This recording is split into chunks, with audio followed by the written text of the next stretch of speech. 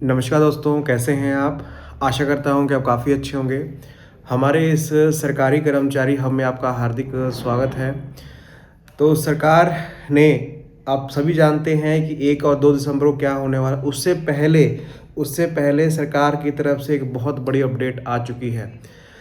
6 CPC में आपकी salary बहुत ज़्यादा बढ़ गई थी, ठीक है। 7 सीपीसी में वो बढ़कर कम हो गई थी।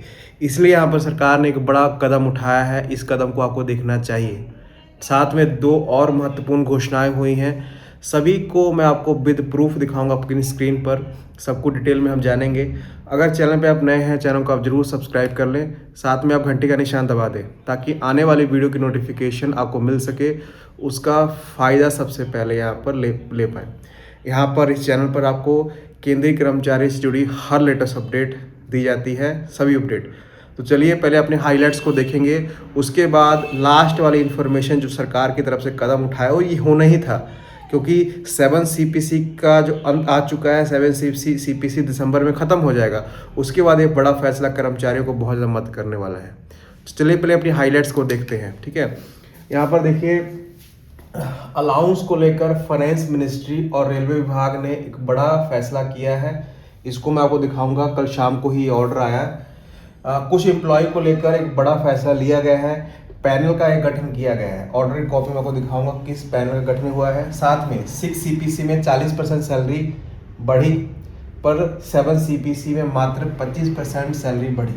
इसलिए सरकार ने एक बड़ा फैसला, एक बड़ा कदम यहाँ पर कर्मचारियों के लिए उठाया है। इसको आपको देखना पड़ेगा, ठीक है। पहले न्यूज़ की तरफ हम रुक कर लेते हैं। जो यहाँ पर एक आदेश आप देखेंगे अपनी स्क्रीन पर, आदेश की कॉपी आप देख पा रहे होंगे। शाम को ये आदेश यहाँ पर आया है, अपनी स्क्रीन पे आप देखिए। भारत सरकार और रेलवे बोर्ड की तरफ से आदेश, तारीख आप देख पा रहे होंगे 21 तारीख को ऑर्डर सभी जगह प्रकाशित किया गया है, ठीक है। विषय आप देखिए, टेन्योर आधार पर पद स्थापना होने पर रनिंग स्टाफ के वेतन निर्धारण के संबंध में स्पष्टीकरण, ठीक है। कि जो आप सभी जानते हैं रेलवे विभाग में कई कर्मचारी टेन्योर आधार पर काम करते हैं, उनके ऊपर क्या वृद्धि होगी। देखिए यहाँ पर लिखा गया है, देखिए उपरोक्त में संदर्भ में उत्तर पश्चिम रेलवे द्वारा स्पष्टीकरण मांगा गया है कि क्या मुख्यालय में टेन्योर आधार पर पद स्थापना होने पर रनिंग स्टाफ का वेतन निर्धारित करते समय 30% वेतन तथ्य को ध्यान में रखा जाना है। इस पर स्पष्टीकरण देखिए। इस मामले की जांच मौजूदा नीतिगत प्रावधानों को ध्यान में रखते हुए की गई है। ये देखा गया है कि उन शब्दों में व्यापक अर्थ है। नीति वक्त प्रावधानों और प्रस्थानिक अनुदेशों के उनका अनुप्रयोग में उत्पन्न होने वाली प्रत्येक स्थिति पूर्ण अनुमान लगाने, उसका समाधान करने हेतु तैयार नहीं किया जा सकता। मतलब रेलवे विभाग इसके लिए तैयार नहीं है। लास्ट पॉइंट बहुत ज़्यादा इंपॉर्टेंट है, देखिए। दिनांक 15/9/2006 और 20/2/2023 के पत्रों के तहत विशेष रूप में प्रतिबंधित किया गया है। इसलिए इससे ऐसे मामले में 30% वेतन तथ्य की अनुमति ना देने का रेलवे का स्पष्टीकरण उचित पाया गया है। तो एक बताया गया था कि क्यों हम 30% की वृद्धि दें आपको, ठीक है। इस पे रेलवे विभाग ने साफ यहाँ पर पुराने लेटरों का हवाला दिया है, पुराने पत्रों का हवाला दिया है और साफ मना कर दिया है। तो ये बहुत इंपॉर्टेंट है रेलवे कर्मचारियों के लिए, तो इसको आपको पढ़ना चाहिए। मैं इसकी लिंक आपको डिस्क्रिप्शन बॉक्स में दे दूंगा। चलिए सेकंड न्यूज़ की तरफ बढ़ते हैं। जो पैनल का यहाँ पर गठन हुआ है, अपनी स्क्रीन पे आप देख पा रहे होंगे। ये अपनी स्क्रीन पर ऑफिस ऑर्डर देखिए आप, 25 नवंबर 2025 को ये आदेश आया है। और ये है जो ईपीएफओ के कर्मचारी हैं, जो निजी संगठन कर्मचारी हैं, उनके लिए यहाँ पर एक पैनल का गठन किया गया। अपनी स्क्रीन पे आप देखिएंगे। चेयरपर्सन नए पैनल का जो ईपीएफओ के काम करेंगे, चेयरपर्सन जो है बीपी शर्मा, मेंबर जो है आलोक सक्सेना, एक और मेंबर बनाया गया है आलोक कुमार को, और साथ में मेंबर ऑफ कन्वर्न बताया गया है चंद्रमौली चक्रवर्ती को, ठीक है। ये जो है ईपीएफओ के जितने भी मामले हैं, पहले कर्मचारी पहले पैनल और था, ये नया पैनल यहाँ पर गठित किया गया है। ये ऑफिस ऑर्डर यहाँ पर निकाले गए हैं, अपनी स्क्रीन पे आप देख पा रहे होंगे, ठीक है। इसको अप्रूवल मिल गया है। और ये जो कमेटी है अपनी जो रिपोर्ट है 31 मार्च 2026 को सबमिट करेगी। अब ये मामला क्या है, आप सभी जानते हैं कि ईपीएफओ कर्मचारी भी चाहते हैं कि उनका वेतन बढ़े और जो पुराने रूल हैं वो ख़त्म हो। आप सभी जानते हैं मैं कौन सा रूल कह रहा हूँ, ठीक है। और ये कमेटी उसका निरीक्षण करेगी, क्या ये रूल जो है ईपीएफओ के कर्मचारियों पर लागू करने चाहिए कि नहीं करने चाहिए, ठीक है। तो यहाँ पर ये सवाल पैदा हो रहा है। तो ये इसलिए कमेटी का गठन किया गया, ये फैसले अपने देगी 31 मार्च तक, इसका इंतजार रहेगा। चलिए यहाँ पर अगली न्यूज जो इम्पोर्टेंट न्यूज है, जो सैलरी का बहुत ज़्यादा अंतर यहाँ पर है। पहले मैं आपको 6 सीपीसी की रिपोर्ट दिखाना चाहूँगा। अपनी स्क्रीन पे आप देखिए, ये 6 सीपीसी की रिपोर्ट है।